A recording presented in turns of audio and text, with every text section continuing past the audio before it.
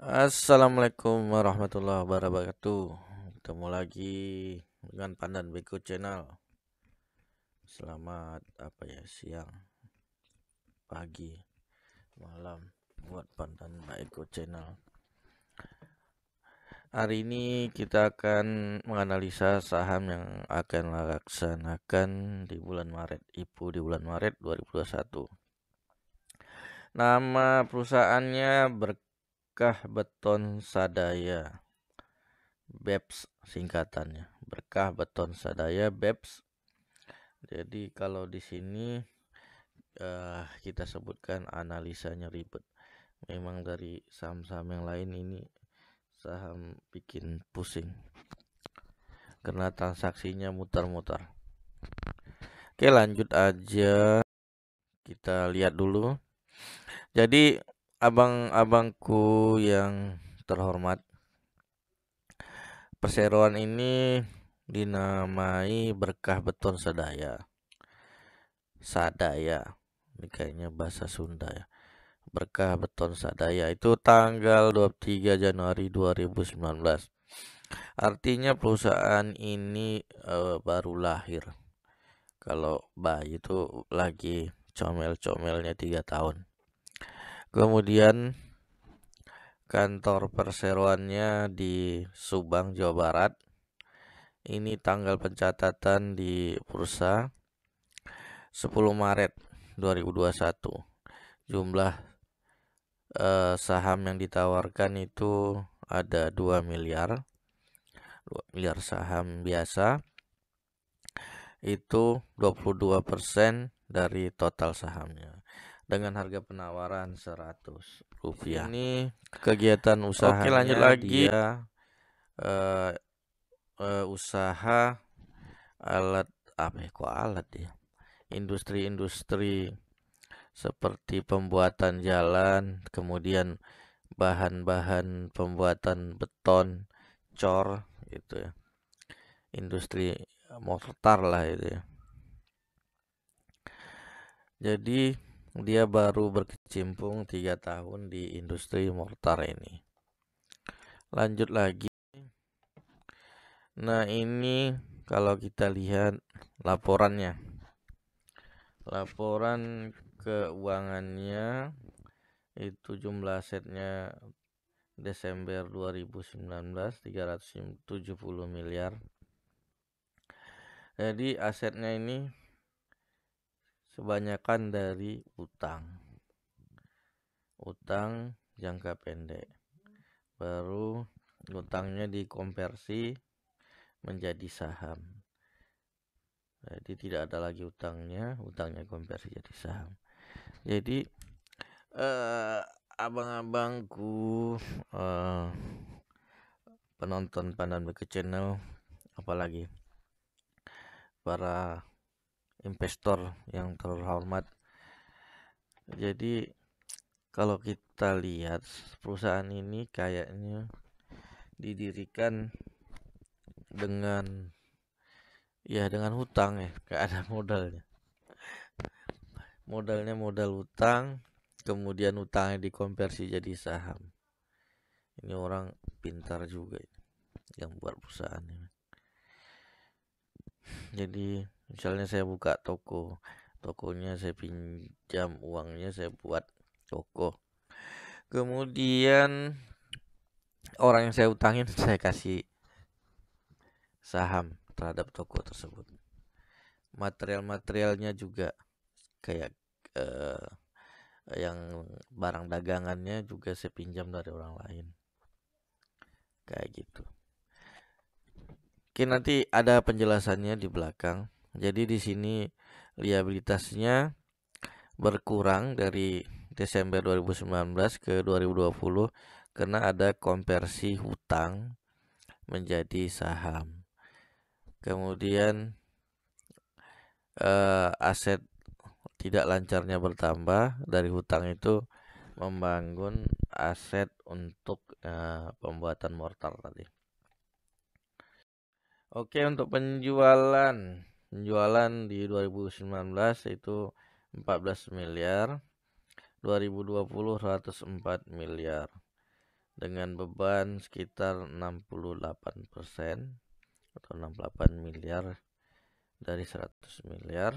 Itu labanya terakhir di 2020 36 miliar. Dengan beban administrasi cukup kecil karena pegawainya cuma sekitar 10 orang ya, dibuat 10 orang. Sisanya itu pegawai kontrak. Jadi labanya di tahun 2020 30 miliar. Jadi ini perusahaan masih di bawah 100 miliar labanya. Oke, dari sini kenaikannya hampir 100 kali lipat ya. Jadi kalau dianalisa susah perusahaan yang masih baru ini. Jadi tidak ada ukurannya karena dia baru berusaha. Dari segi fundamental untuk mengatakan bahwa perusahaan ini bagus tidak bisa dikatakan bagus, tidak bisa dikatakan jelek juga karena dia baru 2 tahun. Cuma perusahaan ini sangat beresiko karena dia modalnya modal hutang konversi jadi saham, nanti sahamnya dijual ke kalian, jadi kalian yang nanggung hutang. Gitu kan. Oke, lanjut lagi. Ini perseroan terbatas, namanya PT Berkah Beton Sedaya, tanggal 23 Januari. Jadi berdasarkan surat perjanjian utang piutang perusahaan dengan PT Berkah Subang Bermartabat. Jadi si Berkah Beton Sedaya hutang ke Berkah Subang Bermartabat. Itu tanggal 20 Desember 2019. Perusahaan meminjam dana ke Berkah Subang Bermartabat 25 miliar. Digunakan untuk membangun pabrik. Jadi dia ngutang untuk bangun pabrik. Kemudian apabila perjanjian ini berlaku mengikat bagi para pihak jangka waktu 1 tahun. Apabila utang belum dilunasi sampai pada tanggal yang disepakati, maka pelunasan dapat dilakukan dengan cara mengkonversi utang kepada saham. Nah, jadi 25 miliar ini dikonversilah ke PT Berkah Subang Bermartabat. Jadi pemilik Berkah Beton Sedaya itu di 23 Januari si Berkah Subang Bermartabat, karena Berkah Beton Sedaya ini nggak ada duit apapun, utang sama si Berkah di konversi jadi saham. Oke, persentase 90%. Subang Bermartabat Bapak Bernardo Sinar Mangagis 2.500 lembar. Si Subang Bermartabat itu awalnya 22.500 lembar. Totalnya 25.000 lembar. Kemudian ada juga utang Berkah Sedaya ke Berkah Subang Bermartabat itu 325 miliar. Itu tanggal 4 Mei, nanti kita bahas di belakang. Oke, jadi diingat ya, 22.500 lembar si Berkah Subang Bermartabat, si Munardo 2.500. Ini tanggal 23 Januari. Oke, selanjutnya di 16 Maret setahun kemudian Tuan Bernardo melepas kepemilikan sahamnya sebanyak 1 lembar dengan nilai 1 juta kepada Tuan Haji Herdi Sudana. Nih, Tuan Haji Herdi Sudana 1 lembar. Oke, kemudian Tuan Bernardo Sinar Mangasis juga menjual 2.499. Jadi tadi kan sahamnya ada 2.500 kepada Berkah Subang Bermartabat. Subang Bermartabat sebelumnya 22.500 ditambah 2.400. Jadi 24.000 atau 25.000 ya. Si Tuan Haji Herdi Sudana ini siapa?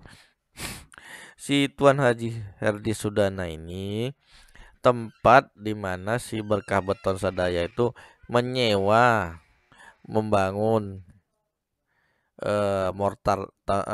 pabrik mortar tadi. Kemudian hasil IPO ini akan membeli tanah si Tuan Haji ini. Jadi uang yang kita kasih ini membeli tanah Pak Haji ini, Pak Haji Heri Sudana. Kayak gitu ceritanya. 57%-nya digunakan ke sini. Jadi agak ribet ya. Karena yang kita beli ini sahamnya untuk beli tanah si komisaris utamanya. Oke, lanjut lagi ya.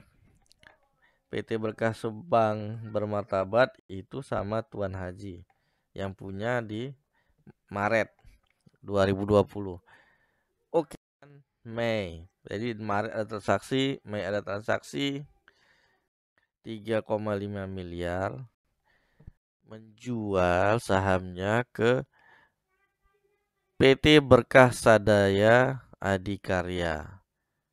Ini 288 miliar kepada Cipta Iya Nusantara 10 miliar rupiah, 100 juta lembar.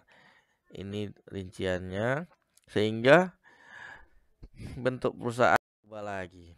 Jadi pemiliknya PT Berkah Sadaya itu 82% di 6 Mei. Oke, ingat ya 6 Mei. Ada transaksi lagi. Aduh, ribet benar kan? Udah berapa kali transaksi. Ini Berkah Sadaya lagi dijual lagi. Aduh. Sadaya Adikarya ke Berkah Global Investama. Dia menjual ke dirinya sendiri. Sadaya Adikarya ini. Itu 45%, Berkah Multiton 37%, dan sebagainya. Kemudian di sini Haji Herdi Sudana ini komisarisnya 5,71%. Kemudian, nah yang dari putar-putar ini dari 325 miliar tadi. Nah, ini mau dijual ke masyarakat untuk tambahan modal sebesar 2 miliar saham baru dengan nilai 100. Nah, ini 2 miliar saham baru. Ini atau 22% dari total sahamnya. Oke. Lanjut lagi. Coba kita lanjut lagi.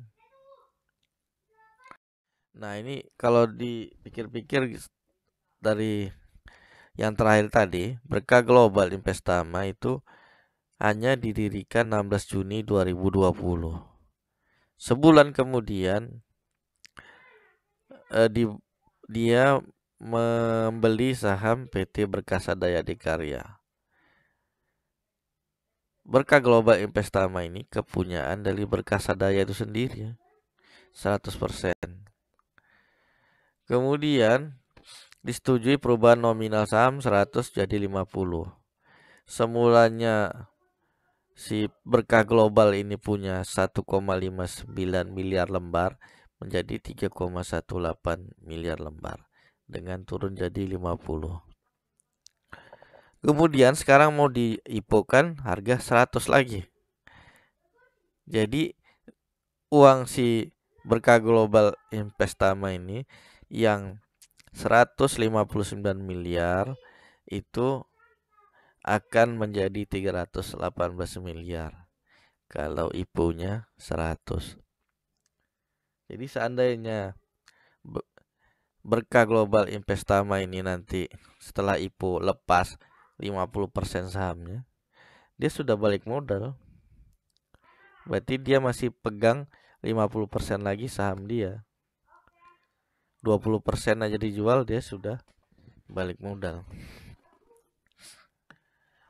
Yang beli yang agak repot. Ini agak panjang. Oke, lanjut lagi. Rencana penggunaan dana. Dan dana penggunaan dana itu 53,67% pembelian satu bidang tanah. ini tanah punya Pak Haji tadi yang mau kita beli apabila kita beli di IPO. Jadi luas tanahnya 74.000 meter kuadrat. Ini nama penjualnya PT Subang Terus Membangun. Saat ini Subang Terus Membangun atau STM merupakan pemberi sewa kepada perseroan. Pertimbangan tanah tersebut berada di posisi strategis karena dengan lokasi proyek kawasan industri jalan tol.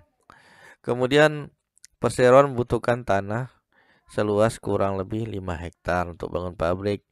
Pada daerah di sekitar sudah tidak ada lagi bidang tanah luasan mencukupi. Nah ini agak ganjil di sini. Nanti kita lihat ya lokasinya. Kemudian perseroan dan STM telah tanda tangan jual beli 8 Desember 2020. Jadi harga tanahnya itu 100,734 miliar. 53 dari harga IPO. Jadi luas tanah 74.000 meter kuadrat, harga per meter 1,4 juta.